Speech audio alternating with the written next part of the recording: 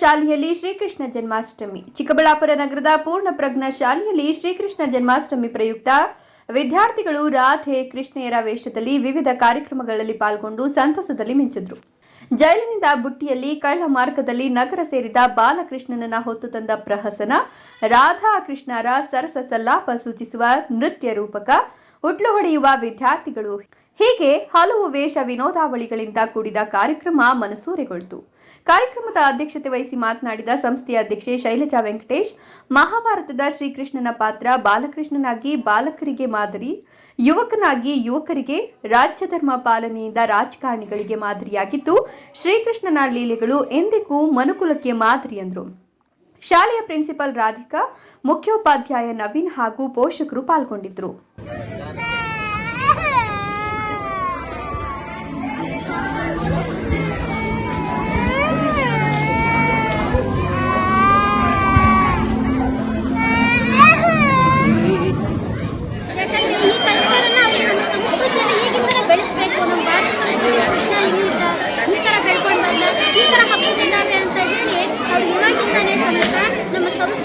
ಮೈಗೂಡಿಸ್ಕೋಬೇಕು.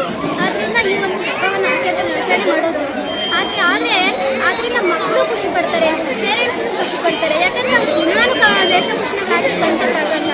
ಈ ಒಂದು ಹಂತದಲ್ಲಿ ಮಾತ್ರ ಅವ್ರು ಹಾಕೊಂಡು ದೊಡ್ಡ ಮಕ್ಕಳಿಗೆಲ್ಲ ಹಾಕ್ಸೋಕ್ಕಾಗಲ್ಲ. ಈ ಒಂದು ಹಂತದಲ್ಲಿ ವೇಷಭೂಷಣ ಅವರು ನಮ್ಮ ಮಗು ನೋಡಪ್ಪ ರಾಧೆ ವೇಷದಲ್ಲಿ ಎಷ್ಟು ಚೆನ್ನಾಗಿದೆ ಅಂತ ತಾಯಿನೂ ಖುಷಿ ಪಡ್ತಾಳೆ, ಮಗುನೂ ಖುಷಿ ಪಡುತ್ತೆ.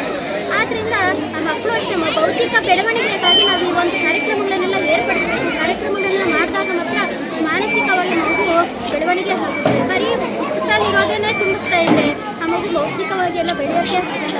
ನಾವು ನಮ್ಮ ಸಂಸ್ಕೃತಿಯನ್ನು ಅದರ ಜೊತೆಗೆ ಬೆಳೆಸಬೇಕು. ಆಚಾರ ವಿಚಾರ ನಮ್ಮ ಸಂಪ್ರದಾಯಗಳನ್ನು ಸಮೇತ ಮಗುಗೆ ಈಗಿನಿಂದಲೇ ಬೆಳೆಸಬೇಕು. ಯಾಕಂದರೆ ನಮ್ಮ ಭಾರತ ಸಂಸ್ಕೃತಿಯಲ್ಲಿ ಏನೇನು ಪದ್ಧತಿಗಳಿದ್ದಾವೆ, ಏನೇನು ಆಚರಣೆ, ಅದನ್ನೆಲ್ಲ ಈಗಿನಿಂದಲೇ ಮಕ್ಕಳಿಗೆ ನಾವು ಮೈಗೂಡಿಸ್ಕೊಂಡು ಬಂದಾಗ ಮಾತ್ರ ನಮ್ಮ ಸಂಸ್ಕೃತಿ ಹಾಗೆ ಉಳಿಯೋದಕ್ಕೆ ಸಾಧ್ಯ ಆಗುತ್ತೆ. ಈ ಒಂದು ಕಾರ್ಯಕ್ರಮ ಮಾಡೋದ್ರಿಂದ, ಈ ಒಂದು ಫಂಕ್ಷನ್ ಮಾಡೋದ್ರಿಂದ ಮಕ್ಕಳು ಖುಷಿ ಪಟ್ಟಿದ್ದಾರೆ, ಇಲ್ಲಿ ಪೋಷಕರು ಖುಷಿ ಪಟ್ಟಿದ್ದಾರೆ, ನಾವು ಟೀಚರ್ಸ್ ನಾವು ಸಮೇತ ಖುಷಿ ಪಟ್ಟಿದ್ದೀವಿ ಅಂತ ಹೇಳ್ತೇವೆ.